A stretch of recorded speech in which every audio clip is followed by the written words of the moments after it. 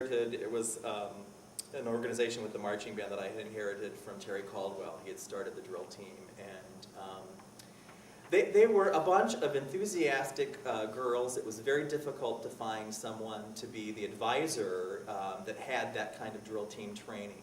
And so they often were off on their own to do some of the creation of the activities. And it became difficult to try to monitor their rehearsal process while you were busy with the marching band. I know that Johnathan knows what that's like to have the majorettes and drill team off someplace doing something, flags now, while you're trying to get the rest of the band performance on the field. And I think I tried for about 5 years to eliminate the drill team before it actually happened. So it no longer exists, Johnathan, then? Or is it, no, then we have a flag line, and then we have a couple majorettes. Yeah, when I was here, I inherited both, and then it works. Really puts some nice icing on the cake, so to speak, on the band, that kind of thing. Mm-hmm. Although the uniforms that they were using at the time for flags and majorettes and stuff were unflattering, so we've changed those a couple times and gotten some nice uniforms. Yeah, and flags were sort of just coming in to vogue when I was leaving here, with all the sort of chorus-style marching band that had kind of taken over in the late 80s and early 90s, and that sort of philosophy about having the color and drama of the flags, creating that big picture was a little different than watching drill team dancers down front. So it's a good move. She wrote this one down. This is hard. I mean, to have a standout student. I mean, you don't want to slight anyone that you taught, but you have that student that maybe you see them. I know, Gary, you see a lot of alumni, I'm sure, in your when you're going around to the schools. Is there one in particular or a group of students you see that? Gosh, I have fond memories of a lot of students. Some students still correspond. I still do get Christmas cards or notes from people, or former students who are living in other states. If they come back to see family or whatever, occasionally I'll get a call and they'll be encouraged to come by and say hello. But Jared Plaster graduated in 1984, and he was one of those students that was a really good vocalist and played euphonium in the marching and concert band, but went to the University of Akron to be a chemistry science person, and finally found himself involved in lots of music activities, and sort of changed then to be a voice major, and finally became a teacher, which I predicted that he would actually do. And so he's now a vocal music teacher, high school choral director at Valley Forge High School up in Parma in Cleveland, and he still directs one of our children's choruses that I help manage for Wayne Center for the Arts in partnership with the Educational Service Center, now where I work. And so it's great to see someone who graduated 20 years ago, who's now a high school choral person and still teaching young children, which is kind of a really rewarding thing to see. But there are a number of those students who have gone on that really are wonderful students. You have that too, Johnathan? I mean, you've been there's one student who graduated a few years ago, and he went to University of Akron to do music. It didn't work out for him, and wound up working on an Amish crew around here. His name's Tim Steiner, he's a trumpet player. And every year, past few years, he's come back. I see him once a year at the AA banquet. He still comes back just because he likes to help, and he does that. And he's trying to expand his piano playing with his music ministry at church, and he's trying to do some hymn sings, set some things up. So yeah, it's really made an impact on his life, I can tell, and still keeps him going. So it wasn't a career choice, but it has become something that's an important part of his lifelong endeavor, which is exactly the purpose of music education. Right. So that's rewarding to hear. So this is kind of a question for the both of you: is from your experience with Waynedale, what makes Waynedale Waynedale?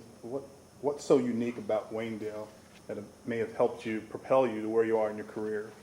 Right? I know it's kind of more of a Gary question. I guess it's kind of a together question. But.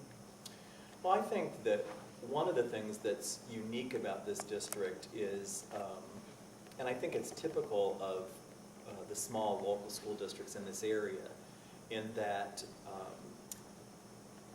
the community involvement in the schools, it's where their social and cultural life and existence is. It's the Friday night football game. It's the concert and performance within the school district that parents and community people, I'm sure some of them go to Akron or Cleveland or whatever for other events, and probably more so now than they used to. But there's a great deal of commitment to, you know, Waynedale and the Golden Bear, and all that sort of philosophy is very much a part of the culture of this school community. And I think that that speaks very highly. I had a number of offers to go elsewhere as a teacher, and I kept staying here at Waynedale because the gymnasiums were absolutely packed for concerts and performances. You know, we used to sell out the musical, you know, in advance of the opening night. There weren't any tickets left. And so that showed the strong community and parental support. When it came to fundraising to purchase new robes or uniforms, the community always really stepped up, and it was not a chore to do that. Well, it was a chore to serve all the banquets, but the community really did support the program, and I think that that really is not there everywhere. And the other thing I think that was very unique, and had started before I came to some extent, was again that sort of athletic and music coexistence that I think was really important, and that parents wanted that for their students. And so we had a really cooperative program for the most part between athletics and the music program. And you don't find that in many schools, and particularly in many schools of this size. So I think that's very unique to this school district in particular. As far as Waynedale, the nice thing is that even though it's probably not on a scale as it was when you were talking about, I mean, there still is a support, but not on that scale, I think, because of all the other things going on. But the thing that encourages me is every year there are a few parents who make that personal connection with you and explain to you that, you know, and they can, those parents who can kind of see, you know, some of the frustration in your face, they still make the connection with you, like, you know, that this is you know, the right thing to do, and this is still a good thing. And so it's been those kind of interactions that help propel me along. And know that even though it seems like this is getting harder, it's still the right thing to do. So I think that's been my impact through Waynedale. And also, but we have a few veteran teachers here who are retiring here in the next couple of years, who you know, who are still here and also want to try to maintain the quality that's been going on here. And you know, as they get ready to retire, they kind of pass that on to you and say, you know, this is how we've done it. You know, please keep trying to keep this going. Because, you know, society's changing, and it's changing a lot around here too, I think. There's more change here than there was, say, 8 years ago when I started. I'd also be real interested in knowing the percentage of students who've graduated who still have come back and are living in this community. Because, you know, we were just at your band concert and noticed a lot of those parents, former parents who came down and talked to me. So it'd be really interesting to know what percentage, because I think certainly are those that have gone off to college and have chosen other careers and are outside of the area, but there's a great commitment to living here as well from former students. Sure. I think I'll have a DVD just for. I'll zoom into those dresses.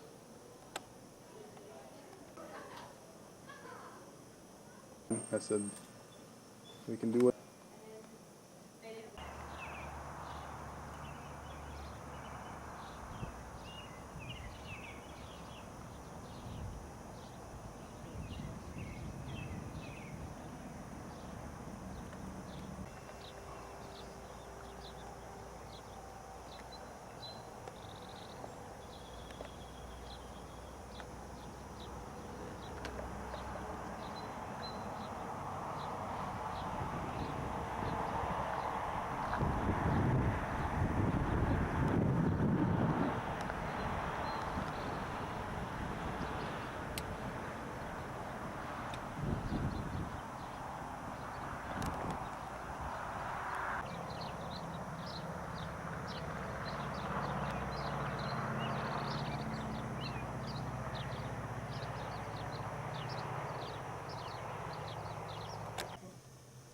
Barb Howard here.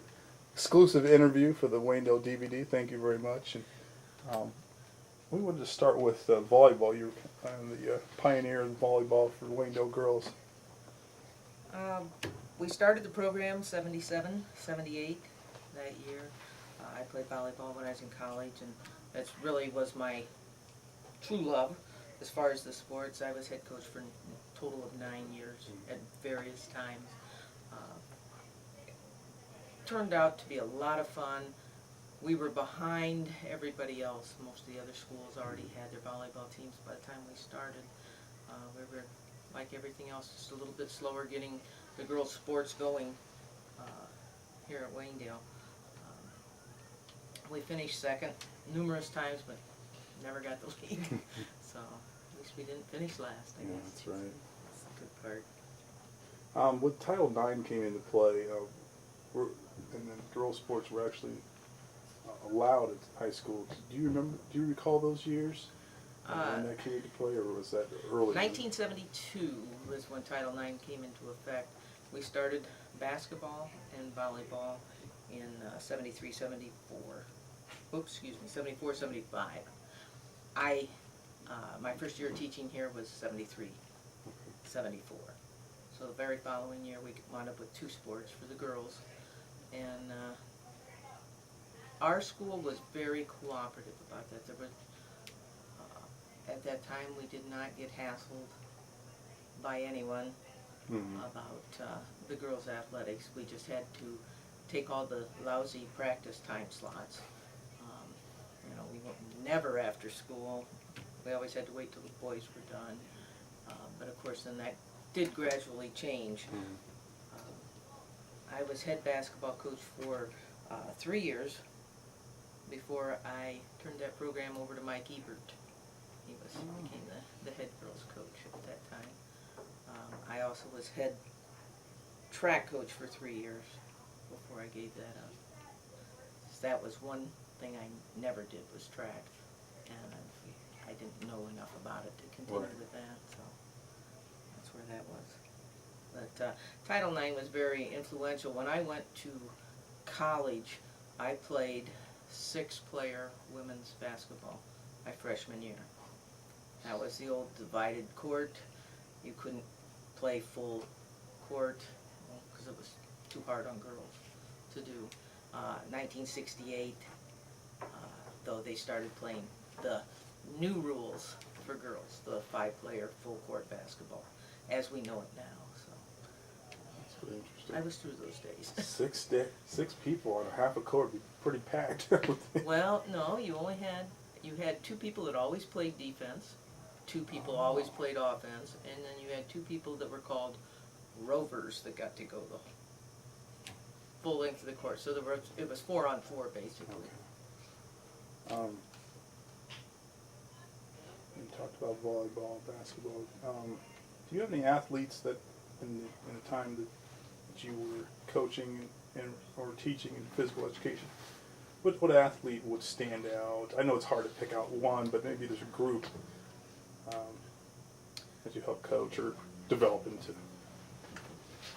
There were so many. Carol Himes was our very first state qualifier in track. We went down to Columbus and she ran the 440-yard dash, which no longer exists. And, but that was an exciting time because that was our first time ever going there. And she was quite an athlete, very good student, good athlete. We've had an awful lot of excellent players go through here. Brenda Griffith was really quality. She played volleyball as well as basketball. Christy Lackman also played basketball, and she played volleyball for us. That was probably the leader in our blocks at that time. We had Debbie Heil, who's a very good volleyball player. We've had a number of good softball players. I coached softball for 2 years. I gave that up when I started being hit by the ball too often. Lori Dobson, she could have played on the boys' team the way she could hit. She was outstanding. softball player.